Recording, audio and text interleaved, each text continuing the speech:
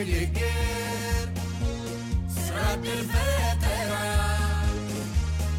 አዋጭ ኢኮኖሚ ተክተልን ሰራ አቅምና ጎልብተን ተነስተናል ዛሬ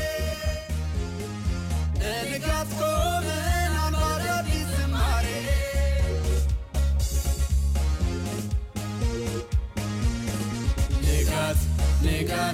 ንጋት ሆኗል በትጋት ንጋት የአማራ ሕዝብ ሀብት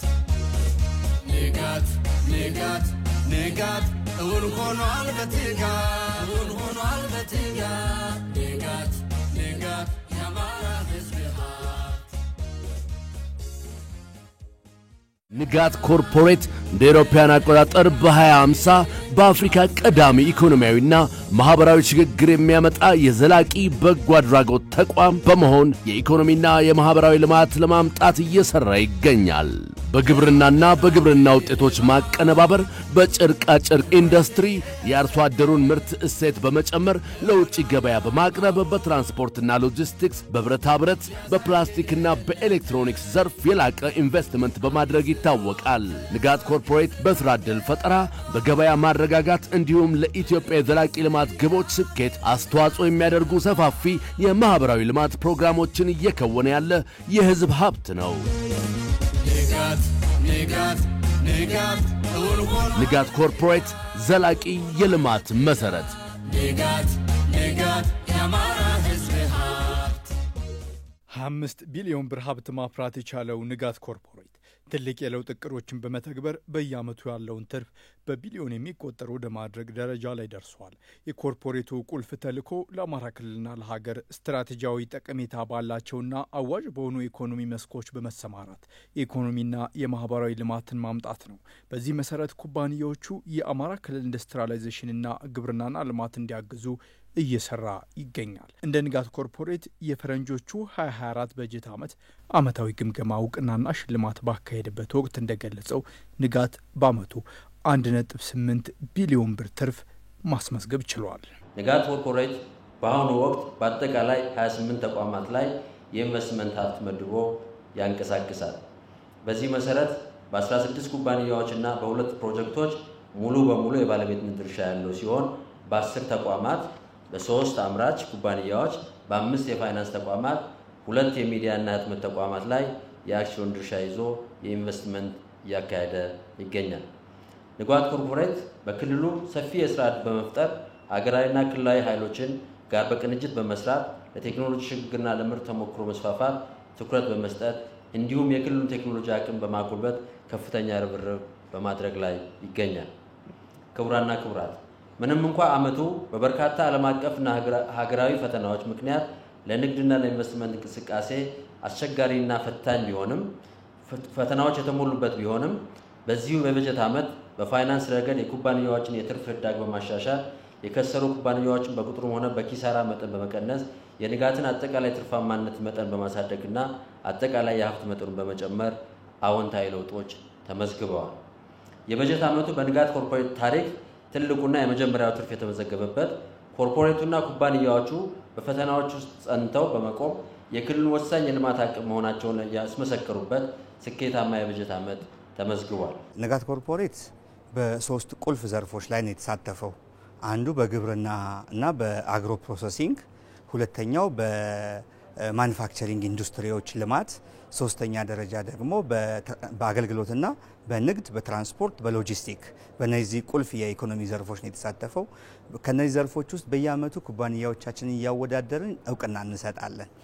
የምናወዳደርባቸው መስፈርቶች በጣም ቁልፍና ውስን ናቸው። የመጀመሪያው ዓመታዊ የትርፍ መጠናቸው፣ በሁለተኛ ደረጃ የአመራር ውጤታማነታቸው፣ በሶስተኛ ደረጃ አጠቃላይ የኦፕሬሽናል ኤፊሺየንሲ ወይም ደግሞ የኦፕሬሽን ቀልጣፋነትና ውጤታማነት አቸውን መዝነን በቁጥር በትክክል ስታንዳርድ አበጅተን ዓመታዊ የመመዘኛ ስርዓት ሰርተን በዛ የመመዘኛ ስርዓት ልዩ ልዩ ስቴክሆልደሮችን አሳትፈን ምዘናውን አካሄደን ነው እውቅና የምንሰጠውና በዋናነት እውቅናውን ስንሰጥ ትኩረት የምናደርገው ለሀገር ኢኮኖሚ በተለይ ለአማራ ክልል ኢኮኖሚ የህዝቡን ችግር ከመፍታት ስራ ዕድል ከመፍጠር አጠቃላይ የግብይት ስርዓት ውስጥ ተጽዕኖ በመፍጠር የተሻለ አፈጻጸም ያላቸውን ኩባንያዎቻችን ለይተን በየአመቱ እውቅና እንሰጣለን።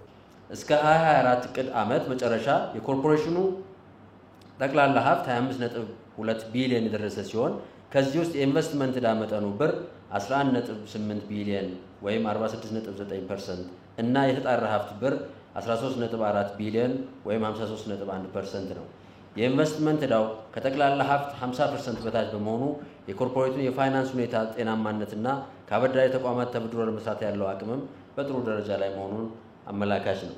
አጠቃላይ ሀብቱ ከ2023 መጨረሻ ላይ ከነበረበት 19.28 ቢሊዮን አንጻር በብር 5.92 ቢሊዮን ጨምሯል። ኮርፖሬቱ ሪፎርም በተደረገበት በ2018 እንደ አውሮፓውያን አቆጣጠር 9.2 ቢሊዮን ብር ጠቅላላ ሀብት የነበረው ሲሆን እስከ 2024 እንደ አውሮፓውያን አቆጣጠር በበጀት ዓመቱ ድረስ በድምሩ የ16 ቢሊዮን ጭማሪ የጥቅል ሀብት ዕዳ እድገት ማስመዝገብ ችሏል።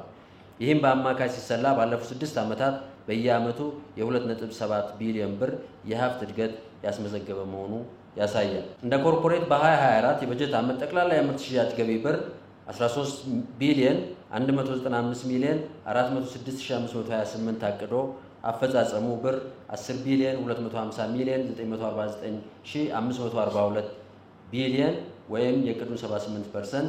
ይህም ካለፈው ዓመት ጠቅላላ ዓመት ሽያጭ ገቢ ብር የ8 ቢሊዮን 373 ሚሊዮን 608740 ቢሊዮን ጋር ሲነጻጸር የ1.8 ቢሊዮን ብር ወይም የ22% እድገት አሳይቷል።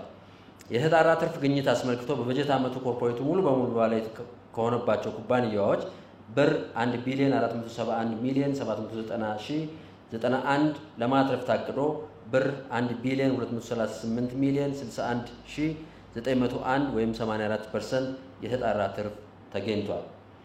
በጠቅላላ በ2024 በጀት ዓመት በድምሩ ብር 1 ቢሊዮን 792 ሚሊዮን 18370 የተጣራ ትርፍ የተገኘ ሲሆን ከ23 የተጣራ ትርፍ ጋር ሲነጻጸር የብር 154 ሚሊዮን 155 ሚሊዮን ወይም 91.1% እድገት አሳይቷል።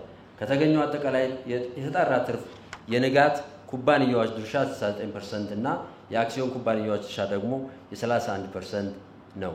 በዚህ አስቸጋሪ ወቅት ንጋት ትርፋማ እንዲሆን ያስቻለው ምንድን ነው? እንደ ተቋሙ ስራ አመራሮች አገላለጽ የቢዝነስ ሊደርሺፕ፣ የምርት ስራ ቅልጥፍና፣ ስትራቴጂካዊ ለውጦችና የአስቸጋሪ ወቅት ስትራቴጂዎች ተጠቃሽ ናቸው። ትልቁ መሰረታችን ህዝቡ ነው። የህዝብ ሀብት ነው። ሀብቱ ያለው ህዝቡ መሃል ነው። ህዝቡ ሀብቱን ይጠብቃል። ስለዚህ ይሄንን ቋሚ ሀሳብ ይዘን ነው እየሰራን ያለ ነው። ኩባንያዎቹ በያሉበት አካባቢ ኦፕሬት ያደርጋሉ። ስጋት የለባቸውም። ይሰራሉ፣ ያመርታሉ። ምርት አቁመን አናቅም። ምርት እየቀጠለ በእኛ ችግር ካልሆነ በስተቀር በጸጥታ ችግር ምርት አቁመን አናቅም። ስለዚህ ህዝቡ ውስጥ መሆናችንና የህዝቡ ሀብት መሆኑ ትልቁ ኮንፊደንስ እሱ ነው። ሁለተኛ ደግሞ አመራሩ ሬዚለንት አመራር ነው ያለው። የኩባንያ አመራሩ ጠንካራ አመራር ነው። ሰራተኛው በጣም ጠንካራ ሰራተኛ ነው። ያለውን ሁኔታ ተቋቁሞ የጸጥታ ሁኔታ የኑሮ ሁኔታውን ሁሉ ተቋቁሞ የኑሮ ውድነቱን ተቋቁሞ ግን በኃላፊነት ስሜትና በትጋት እየሰራ ያለ ሰራተኛ ነው እኛ ያለን ጀስት እና የሚሰራው ደግሞ ለምን አላማ እንደሚሰራ ገብቶት ነው የሚሰራው። ዞሮ ዞሮ የህዝቡ አካል ስለሆነ ሰራተኛው ህዝቡ ሲያድግ ህዝቡ ሲጠቀም አብሬ እጠቀማለሁ ብሎ የሚያስብ ሰራተኛ ነው በእኛ በኩል ያለን እና ስለዚህ የሰራተኛው ያመራሩ ሬዚለንት መሆን በታማኝነት በትጋት የሚሰራ መሆንና ህዝቡ ባክ ያደረገን መሆኑ እነዚህ ጠንካራ ነገሮች ናቸው። ከዚህ በተጨማሪ የክልሉ መንግስትም ማንኛውንም አይነት ድጋፍ ያደርግልናል።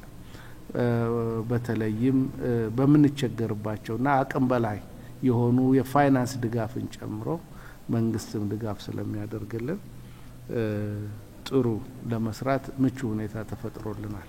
ንጋት ኮርፖሬት እንደ አውሮፓውያን አቆጣጠር በ2050 በአፍሪካ ቀዳሚ ኢኮኖሚያዊና ማህበራዊ ሽግግር የሚያመጣ የዘላቂ በጎ አድራጎት ተቋም በመሆን የኢኮኖሚና የማህበራዊ ልማት ለማምጣት እየሰራ ይገኛል። በግብርናና በግብርና ውጤቶች ማቀነባበር፣ በጨርቃ ጨርቅ ኢንዱስትሪ የአርሶ አደሩን ምርት እሴት በመጨመር ለውጭ ገበያ በማቅረብ፣ በትራንስፖርትና ሎጂስቲክስ፣ በብረታ ብረት፣ በፕላስቲክና በኤሌክትሮኒክስ ዘርፍ የላቀ ኢንቨስትመንት በማድረግ ይታወቃል። ንጋት ኮርፖሬት በስራ ዕድል ፈጠራ፣ በገበያ ማረጋጋት እንዲሁም ለኢትዮጵያ የዘላቂ ልማት ግቦች ስኬት አስተዋጽኦ የሚያደርጉ ሰፋፊ የማህበራዊ ልማት ፕሮግራሞችን እየከወነ ያለ የህዝብ ሀብት ነው። ንጋት ኮርፖሬት ዘላቂ የልማት መሰረት። ንጋት የአማራ ህዝብ ሀብት።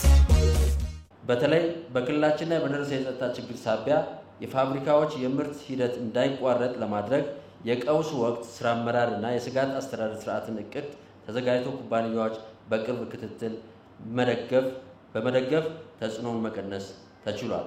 በየደረጃው ያለው አመራር እና ሰራተኛም ተልእኮውን ለመወጣት የሚያደርገው ጥረት አበረታች ነው።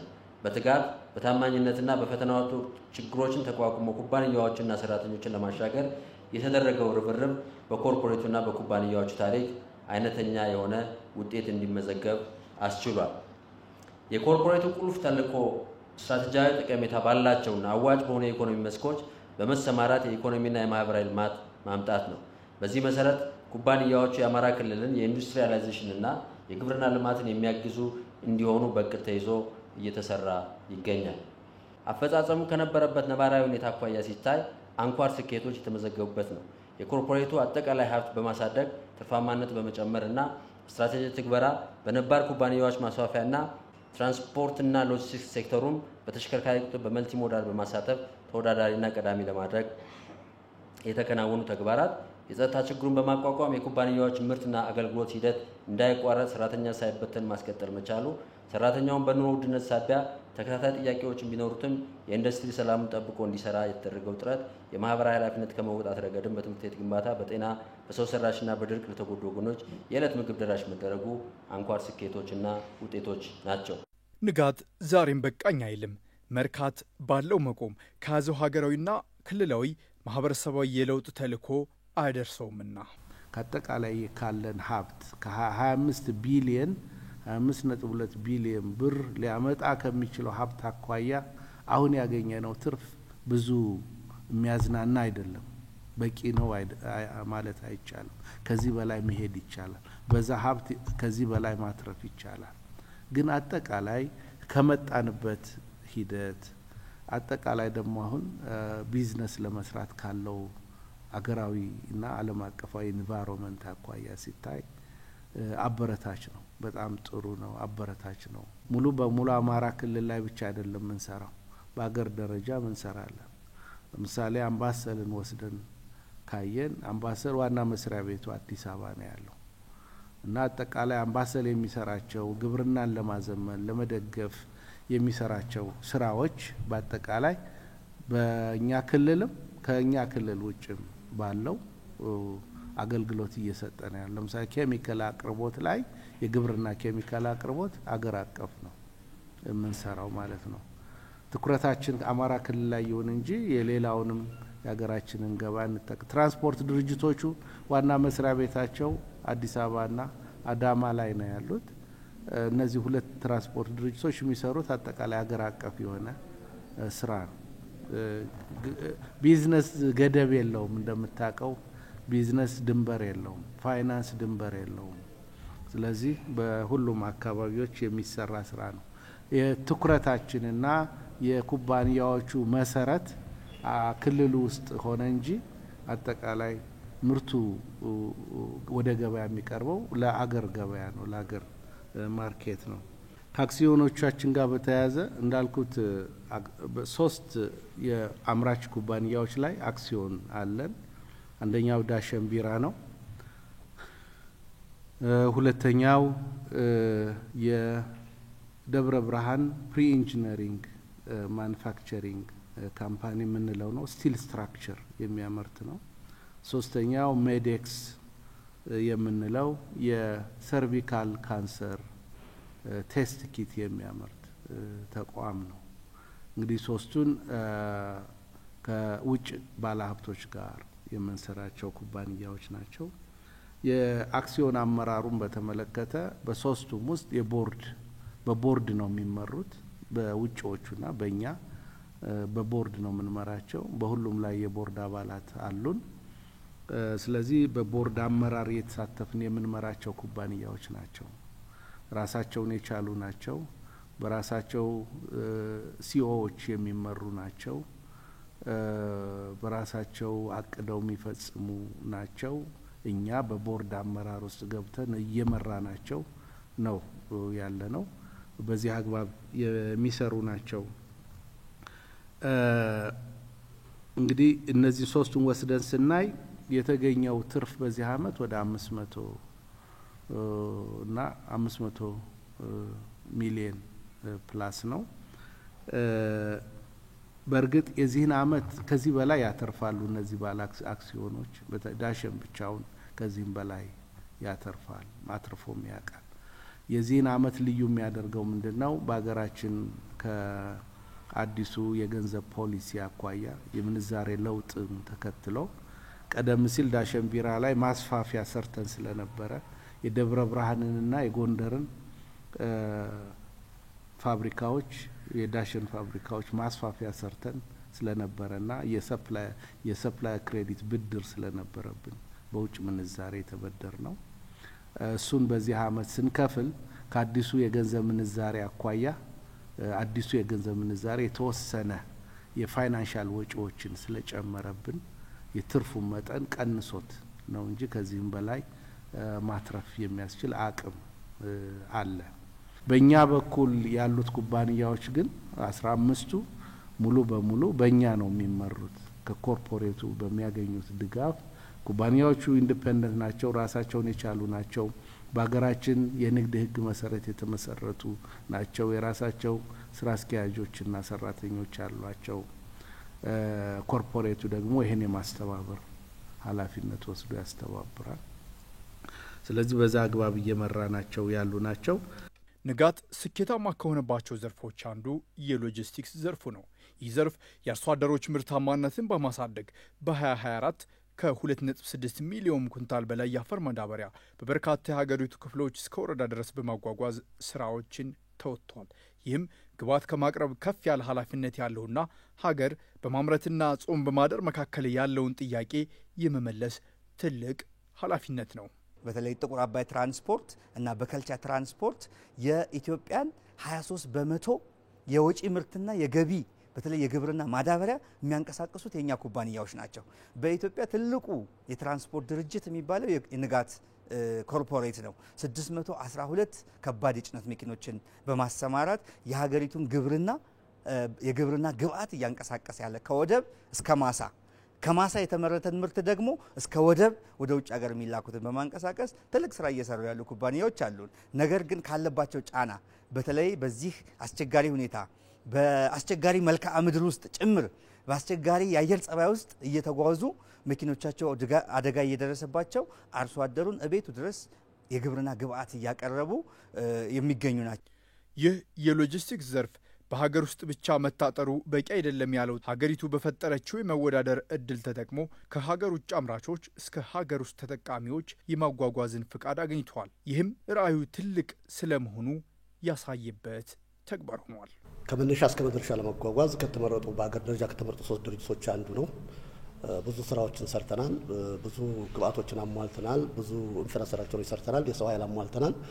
ከመንግስት የሚጠበቁ የተወሰኑ ነገሮች አሉ። እነሱ እስከሚሟሉ ነው የምንጠበቀው። አሁን ባለው ነባራዊ ሁኔታ ግን በለሳ በሚባለው የሎጂስቲክስ ተቋም ስንሰራ ስለነበር ከፍተኛ እንትና ያደረገው በተለይ የአማራ ክልል ልማት ድርጅቶች በሙሉ በሚባል ደረጃ የሎጂስቲክስ ስራዎች የሚሰሩት በእኛ ነው።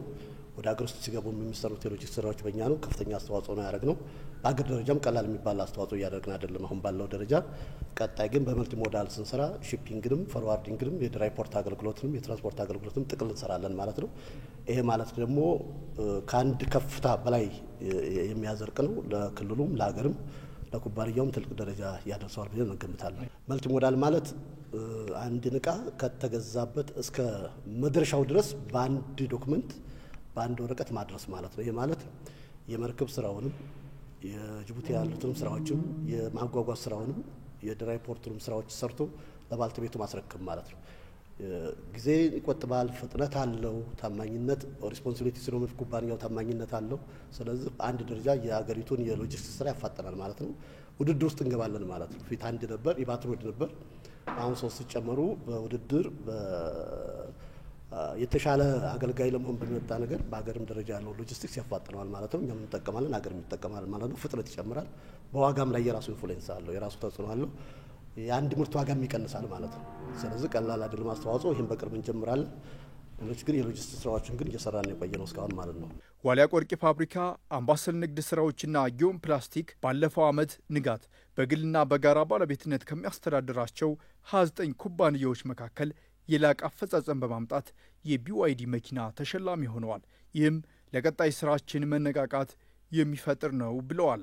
ኮርፖሬቱ በእድገት ፍኖተ ካርታው ያስቀመጣቸውን ግቦች እውን ለማድረግ በአስቸጋሪ አገራዊና ዓለም አቀፋዊ ሁኔታ ውስጥ ሆኖም ውጤታማ የቢዝነስና ኢንቨስትመንት ስራዎችን እያካሄደ ውጤትም እያስመዘገበ ነው።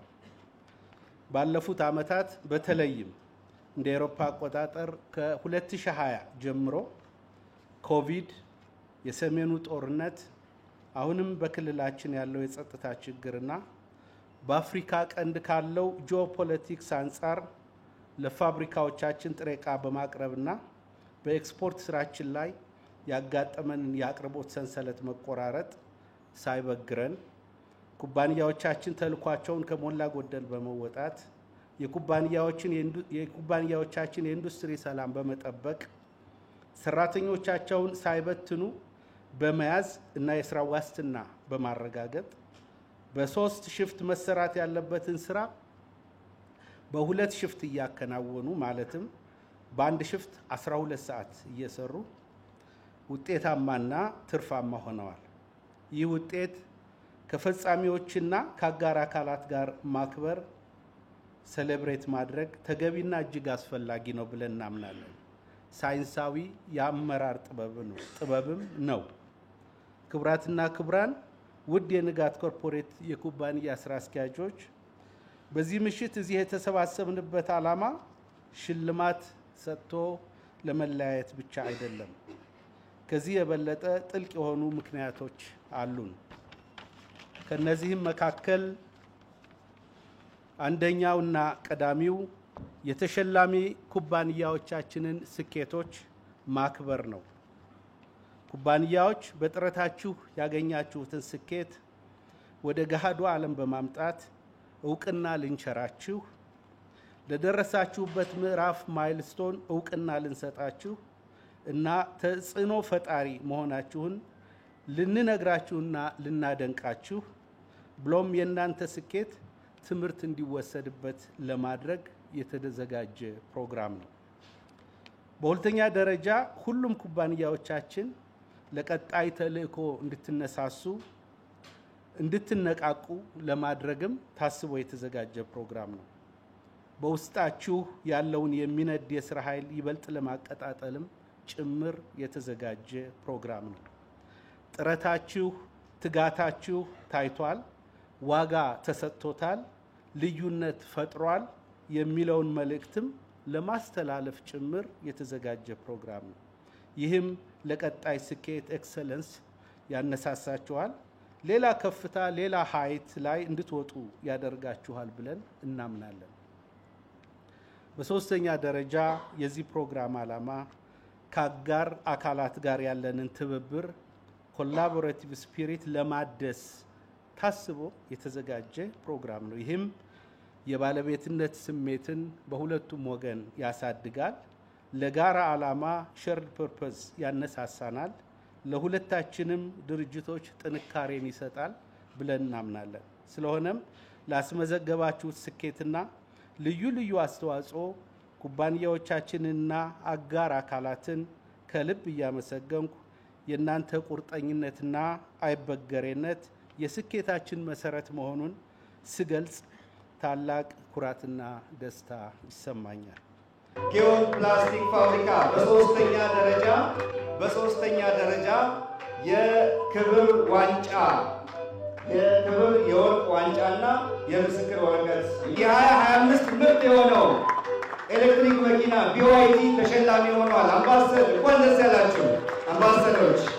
1.1 ቢሊዮን አጠቃላይ ሀብት ያለው በሰራተኛ ቅጥር ደረጃ 105 ሰራተኞችን የሚያስተዳድረውና በኮርፖሬቱ ስትራቴጂ እይታ ውስጥ በእድገት ምዕራፍ ውስጥ የሚገኘው እንዲሁም ለ3 ጊዜ በተከታታይ ተሸላሚ የሆነው ኮምቦልቻ ከተማ የሚገኘው ዋልያ ቆርኪ ፋብሪካ BYD ዞንግ ፕላስ EV የ2025 ምርት ሰሞኑን ነው የታዘዘው መኪናው ራሱ። መላኩ ሰማዬ ከዋልያ ቆርኪ ፋብሪካ እጅግ በጣም ደስ ይላል። ምክንያቱም ይሄ ሽልማት እኛ አልጠበቅነውም። እንደዚህ አይነት ሽልማት ይኖራል ብለንም አላሰብንም። ስለዚህ ይሄ የልፋታችን ውጤት በመሆኑ ደግሞ ሰራተኞቻችንም የስራ መሪዎቻችንም ደስ ይላቸዋል። እጅግ በጣም የሚያበረታና ለወደፊት በጣም ደስ የሚያሰኝ ነው። ፈራው መኳንንት ባላለው አምባሰል ንግድ ስራዎች በጣም ደስ ብሎናል። በጣም ደስ ብሎናል። የበለጠ ከዚህ በላይ ደግሞ እንድንሰራ እንድንበረታታ ያደረገ ሽልማት ነው። ንጋት የንግድ ብቻ ሳይሆን የበጎ አድራጎት ድርጅትም ነው። ባለፉት ዓመታት በርካታ የበጎ አድራጎት ስራዎች አከናውኗል። ይህም በአንድ በኩል እንደ ንግድ ተቋም መቀጠል፣ በሌላ በኩል ማህበረሰባዊ ኃላፊነት አስቀጥሎ የመሄድ ተግባርን ሚዛኑን አስጠብቆ ለመሄድ እየሰራ ያለ ነው። ንጋት ኮርፖሬት በኢንቨስትመንት ከሚገኘው ሀብት ለማህበራዊ ልማት በቂ በጀት በመመደብ ፍትሃዊ በሆነ አግባብ ስራ ላይ እንዲውል በማድረግ ረገድ ጅምር እና ጉልህ ሚናዎችን ተወጥቷል። በዚህ መሰረት በ2024 በጀት ዓመት ወደ 71.7 ሚሊዮን ብር ለተለያዩ የትምህርት ቤቶች ግንባታ፣ የሕክምና መሳሪያዎች ወይም የአልትራሳውንድ መሳሪያዎች ድጋፍ፣ ለተማሪዎች የትምህርት ቁሳቁስ ድጋፍና በድርቅ ለተጎዱ አካባቢዎች ሰብአዊ ድጋፍ ተደርጓል። በተለይ በስራ ዕድል ፈጠራ፣ በትምህርት፣ በጤና መሰረተ ልማት፣ በንጹህ መጠጥ ውሃ ግንባታ፣ በአስቸኳይ ሰብአዊ ድጋፍና ክልሉን ህዝብ ባህልና ስፖርት ማሳደግ የበኩሉን አስተዋጽኦ እያደረገ ይገኛል። የአማራ ክልል ርዕሰ መስተዳድር አቶ አረጋ ከበደ ይህ ስኬት ለማስቀጠል ጠንካራ ቁርጠኝነት እንደሚያስፈልግ አንስተው የቀጣይ ዓመት የስራ መመሪያ ሰጥተዋል። ንጋት ኮርፖሬት በቀጣይ በክልሉ ያለው ጥቅል ማህበራዊ ኢኮኖሚ በሚፈልገው ልክ በዘመናዊ ግብርና እንደዚሁ ደግሞ በአግሮ ፕሮሰሲንግ ዘርፍ ላይ የጎላ ለውጥ እንዲመጣ በሰፋፊ የኮመርሻል እርሻዎች እና የእርሻ ምርቶች ማቀነባበሪያ ዘርፍ ትኩረት እንዲያደርግ በትልቁ ለማሳሰብ እወዳለሁ። በተለይም ደግሞ ስለሆነም ተልእኮውን በዋነኛነት በአግሮ ፕሮሰሲንግ ላይ ከአግሮ ፕሮሰሲንግ በማኑፋክቸሪንግ ላይ በዋነኛነት ደግሞ በአግሮ ፕሮሰሲንግ ላይ እንዲያተኩር እንደ ክልል መንግስት ፍላጎታችን መሆኑን መግለጽ እፈልጋለሁ። ለተግባራዊነቱም አስፈላጊ ኢንቨስትመንት መሬት እንዲያገኝና የክልሉ መስተዳድርም በቁርጠኝነት እንደሚሰራ ጭምር ለማረጋገጥ እፈልጋለሁ። በዚህም ዞኖች፣ የከተማ አስተዳደሮችና ወረዳዎች እንደዚሁም ይህንን ንግግር የምትሰሙ ቀበሌ አመራሮች ንጋት ኮርፖሬት እና ኩባንያዎቹ የእናንተ የኛ በአጠቃላይ የአማራ ሕዝብ ሀብት በመሆናቸው በደረሱበት ኩባንያዎቹ ለስራ ትብብር በጠይቁበት ጊዜ ሁሉ ሀብቶቻችን የክልሉ ሀብት በመሆናቸው እንደ ባለቤትም አልፎ አልፎም እንደ ባለድርሻ ሆነን ልንደግፍ ይገባል። በክልላችን የምትገኙ ዩኒቨርሲቲዎችም ወይም ክፍተት በፈጠረባቸው ሁሉ ገብታችሁ እንደምታግዙ ሁሉ ይህን ኮርፖሬትም በምርምርና በምክር እንደዚሁ ደግሞ አስፈላጊ ነው ተብሎ ከእናንተ በምትጠየቁት ተግባራዊ ድጋፍ የራሳችሁን አስተዋጽኦ እንድታበረክቱ ጥሬን ለማስተላለፍ እፈልጋለሁ። ንጋት በፈረንጆቹ 2024 ዓመት በግሉ ከሚያስተዳድራቸው ተቋማት ብቻ 531 ሚሊዮን ብር ግብር ለመንግስት ከፍሏል። ይህም ምን ያክል ሀገራዊ አስተዋጽኦ እያደረገ እንዳለ ማሳያ መሆኑ ተነግሯል። ንጋት ኮርፖሬት እንደ አውሮፓውያን አቆጣጠር በ2050 በአፍሪካ ቀዳሚ ኢኮኖሚያዊና ማህበራዊ ሽግግር የሚያመጣ የዘላቂ በጎ አድራጎት ተቋም በመሆን የኢኮኖሚና የማህበራዊ ልማት ለማምጣት እየሰራ ይገኛል። በግብርናና በግብርና ውጤቶች ማቀነባበር፣ በጨርቃ ጨርቅ ኢንዱስትሪ የአርሶ አደሩን ምርት እሴት በመጨመር ለውጭ ገበያ በማቅረብ፣ በትራንስፖርትና ሎጂስቲክስ፣ በብረታ ብረት፣ በፕላስቲክና በኤሌክትሮኒክስ ዘርፍ የላቀ ኢንቨስትመንት በማድረግ ይታወቃል። ንጋት ኮርፖሬት በስራ ዕድል ፈጠራ፣ በገበያ ማረጋጋት እንዲሁም ለኢትዮጵያ የዘላቂ ልማት ግቦች ስኬት አስተዋጽኦ የሚያደርጉ ሰፋፊ የማህበራዊ ልማት ፕሮግራሞችን እየከወነ ያለ የህዝብ ሀብት ነው። ንጋት ኮርፖሬት ዘላቂ የልማት መሰረት